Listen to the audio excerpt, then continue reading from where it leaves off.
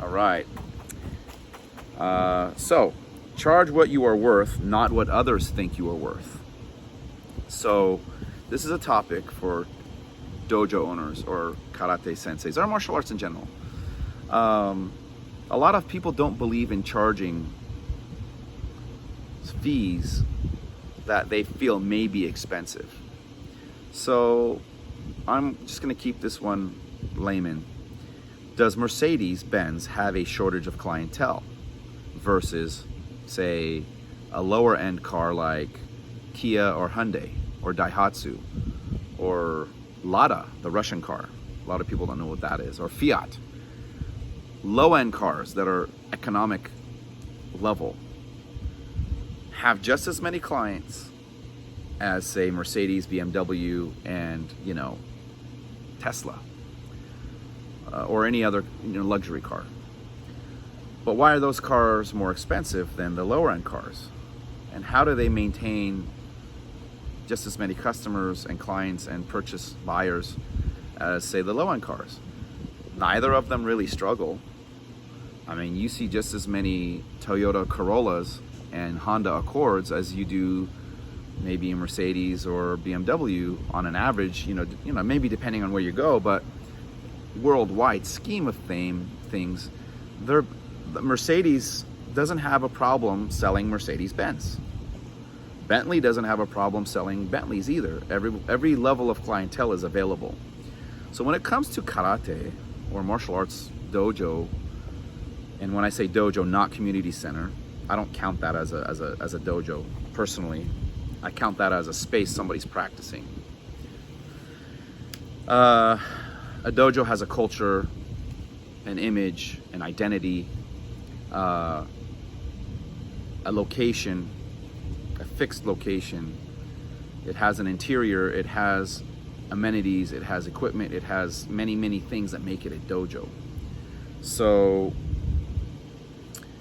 why are so many traditionalists, and I'll stick with traditionalists, not the Rex Kwon Do, white dragon, red dragon, purple lizard, green tiger, whatever mantis stuff out there. Not the Home Depot martial arts. Oh, we teach Aikido and Judo and Jiu-Jitsu and Karate and this and that. Not those either. If you go to a place that has everything on the list, run away. But when it comes to charging what you're worth, there's an academy near me. It's a Muay Thai school, and I went there one time just to I just wanted to see. They're a nice big facility, and I asked them, "So you guys do anything else besides Muay Thai?" They said, "No, we specialize in Muay Thai." I said, "I respect that. I like that." Well, I specialize in karate myself. I don't do Home Depot dojo. I don't teach a bajillion different things that no one's gonna get good at any of them. A jack of all, master of none mentality. It's special. I specialize in what I teach, and I want my students to be specialized in what they learn, because then you can branch off from there, but only after you build a solid foundation.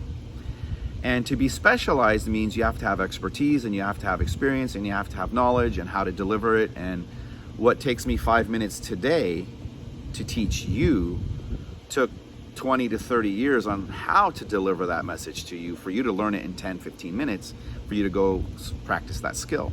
That has value. But too many senseis undercharge themselves. If we're to teach success and we're to teach our students how to be black belts and how to be leaders in communities, we have to teach them to believe in their self-worth. That starts from us also believing in our self-worth. So if you don't believe in charging a certain amount and you judge based off the average in your area, you don't actually believe you're better than the average.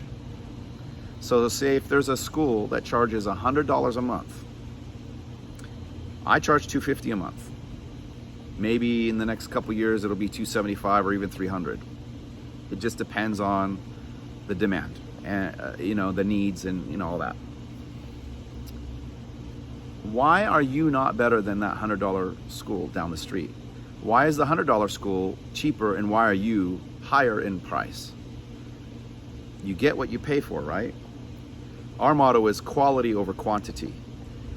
We don't take a lot of students. We don't accept everyone. We reject people sometimes. We don't enroll everyone. Sometimes members do not remain compatible or keep a good chemistry with others in the dojo, and so they bring down our culture with negative energy. We formally excuse them from our academy. We maintain a certain level and culture and high expectations from our students. That takes effort, determination, dedication, commitment, know-how, experience, a little flexibility on how to teach the different ages, different people. That's a skill. We advertise, we have costs, we have material costs, we have operating costs, marketing costs. Livelihood has expenses. So why not charge what you deserve with the effort and passion and love that you have for what you're doing? A lot of karate people don't believe in what they're charging. I had a friend, not gonna say his name. His rent was $5,000 a month. He only charged $100 a month and he had 100 students. And he only made $10,000 income, and the cost of operation, just rent alone, was half of that. Now, how does that remaining money that he would get pay for the utilities, the marketing, the material, the uniforms, everything else? And then what would he end up getting? $800-900. That forced him as a full-time dojo to have a full-time job. The pandemic came along, he didn't have enough money to even ride the wave and stick around.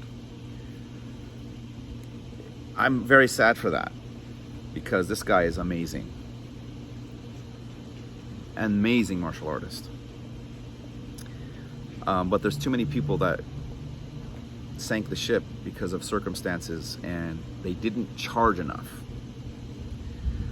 During the pandemic, I never missed a rent payment.